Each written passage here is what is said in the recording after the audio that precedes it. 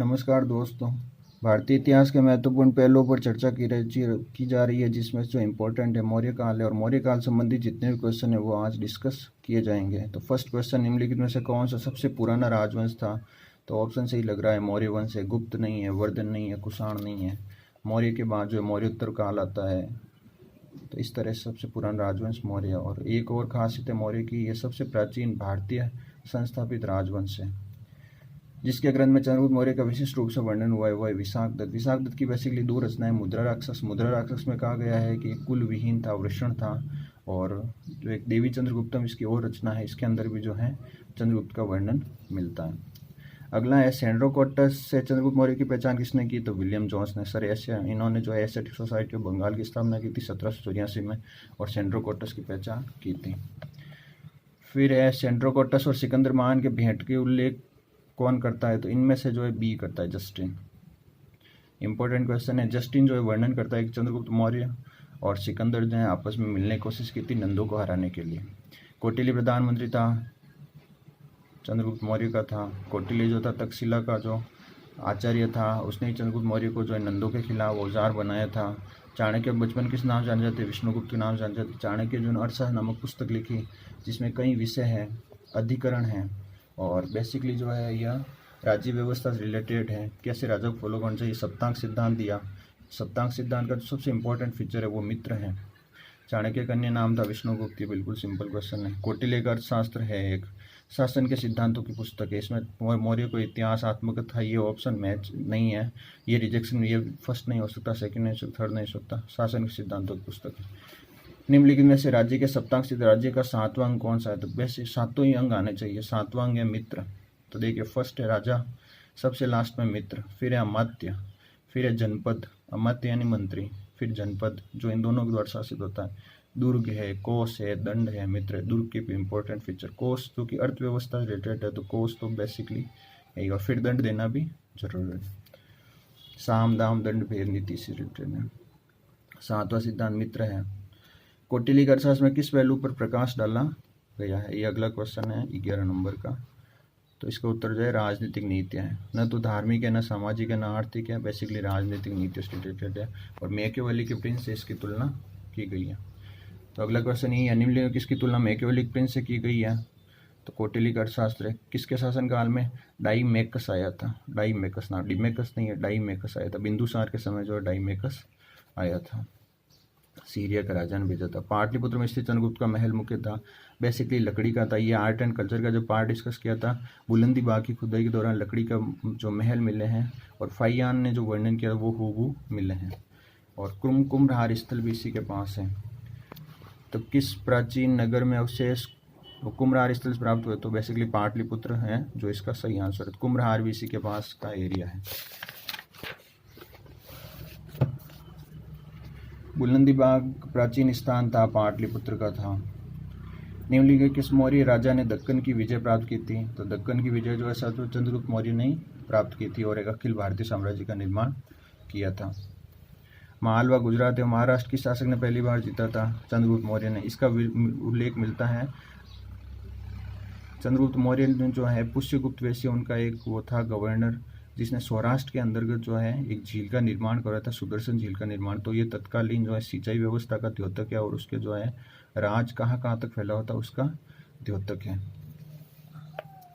अभिलेख जिसे प्रमाणित होता है चंद्रगुप्त का प्रभाव पश्चिम भारत पर था? तो रुद्रदामन का जूनागढ़ अभिलेख। रुद्रदामन है जिसे जूनागढ़ अभिलेख उत्कीर्ण करवाया था, उसमें ये पूरा वर्णन मिलता है कि जो सौराष्ट्र झील है उसका निर्माण करवाया था। तो इससे इंगित होता है कि चंद्रगुप्त का प्रभाव पश्चिम भारत पर था।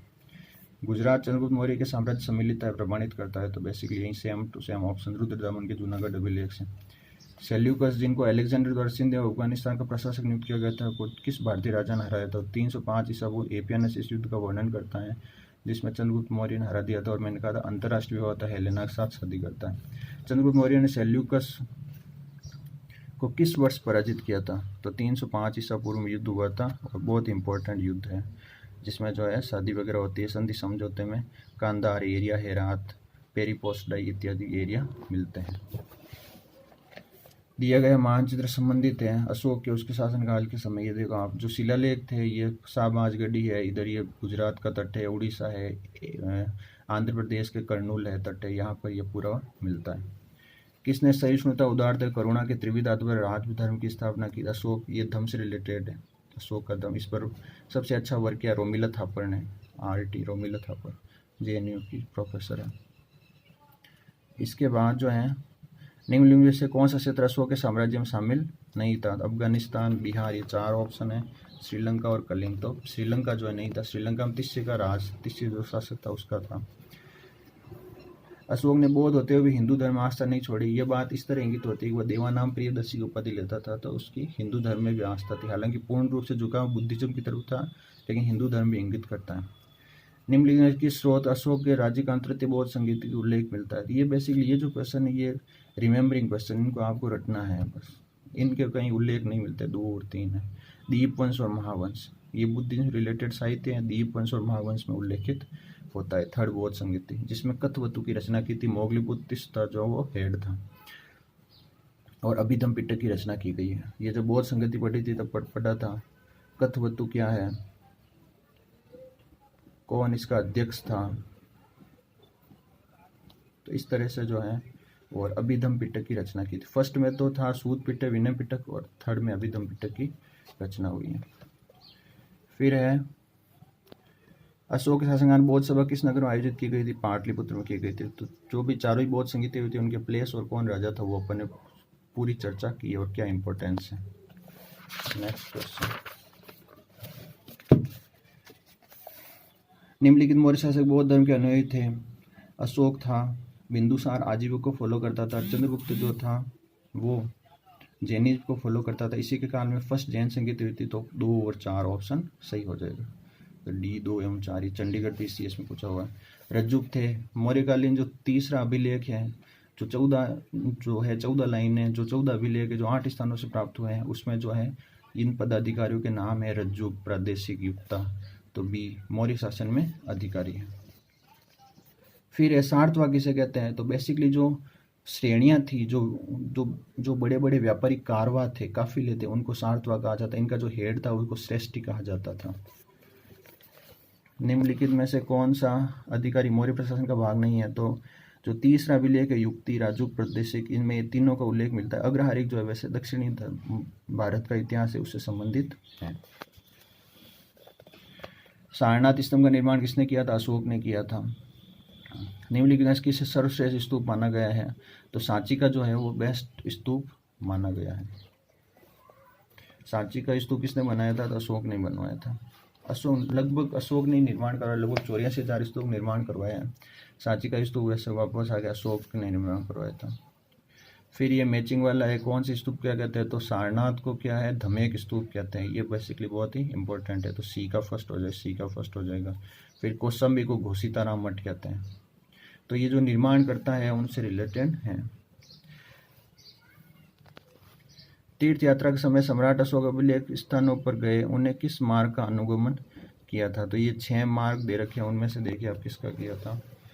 तो इसका आंसर हो जाएगा, सबसे पहले जो है वो गया गए थे, फिर जो है कुशीनगर गए थे। तो ये 1 3 4 2 5। बौद्ध धर्म ग्रहण करने के उपरांत अशोक ने आखेड़ तथा विहार यात्रा आरंभ की और सर्वप्रथम बोध गया की यात्रा की थी। उसकी यात्राओं पर सबसे पहले गया, फिर कुशीनगर, फिर लुम्बिनी गए थे जहाँ पर टैक्स डिडक्शन किया था, फिर कपिलवस्तु, सारनाथ और श्रावस्ती जहाँ पर सबसे ज़्यादा जो उपदेश दिए थे वहाँ सबसे अंतिम में गए थे, और सबसे पहले बोध गया गए थे।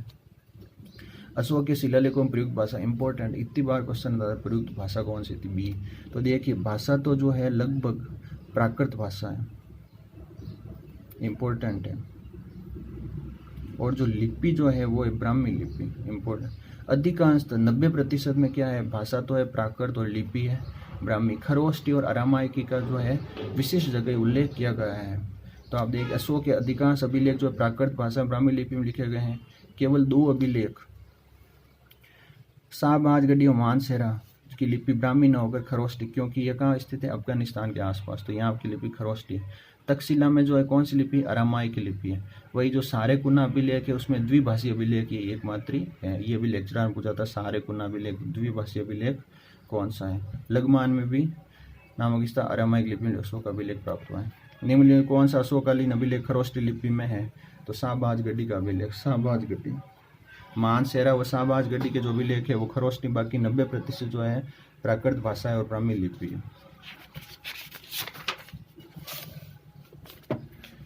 पत्थर पर प्राचीनतम शिलालेख किस भाषा में लिखे गए हैं? प्राकृत भाषा में लिखे हुए। ब्राह्मी लिपि का प्रथम उद्वाचन किसने किया था? जेम्स प्रिंसेप ने किया था। सॉरी, स्तंभों पर तो किया था, लेकिन इसका जो वर्णन किया है वो जेम्स प्रिंसेप ने किया था। जेम्स प्रिंसेप पे सबसे ज़्यादा क्वेश्चन आए, 1837 में जो है जेम्स प्रिंसेप ने यह किया था। और सबसे पहले जो खोज की थी वो की थी टी पेंथलर ने। तो ये क्वेश्चन बार बार रिपीट होते रहते हैं। तो ये अभी जो 4-5 क्वेश्चन इसी के आधार पर है, किसने खोज की? जेम्स प्रिंसेप ने।